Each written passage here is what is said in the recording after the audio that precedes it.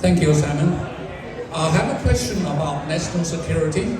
I would like the three gentlemen on the podium to comment to answer it. On Monday last week, we heard from the defense minister that we should start preparing for war to safeguard peace. I think at the same time, the Deputy Labour leader commented that Liberals are only talking, no actions. I have a suggestion. If we are serious about start preparing for war, is stop exporting the iron ores.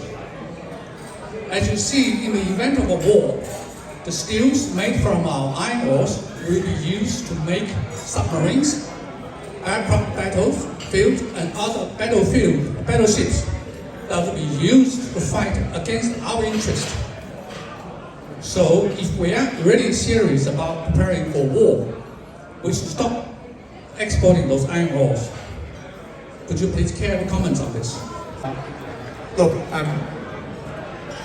the whole point of having a defence force is that at some stage you might need to go to war. So I think that that's an obvious statement of fact. But I do think that we need to be careful with how we express these things.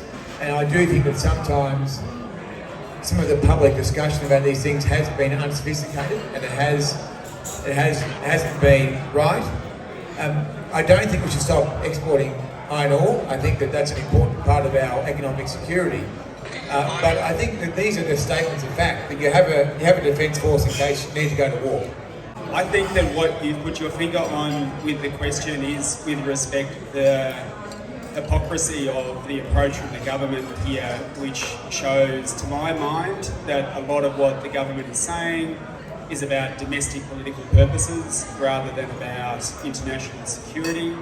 I think that the suggestion that I hear from my colleague here, that at times the language is intemperate, well, can I just suggest you have a word with Peter Dutton about that, because that is where a lot of this language is coming from. And to be short, I'm interested in a bit more diplomacy in our relationships, a bit more strategy and a bit less domestic politics, because for years now we have seen statement after statement from Mr. Dutton, from Mr. Morrison, which are in fact directed at domestic politics, and they are the last things that you would want to be saying if you were behaving as an adult in the international world of diplomacy.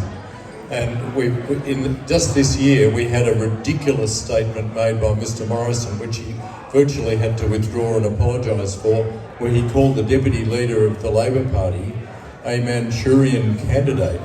You've only got to contemplate that for 1 second. Mr. Morrison was condemned by national security experts right across Australia for that, and Mr. Dutton has been almost as bad.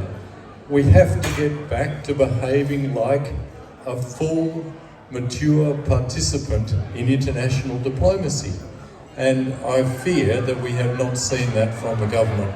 As to your direct question, I do want Australia to keep exporting iron ore. It's a really important national asset.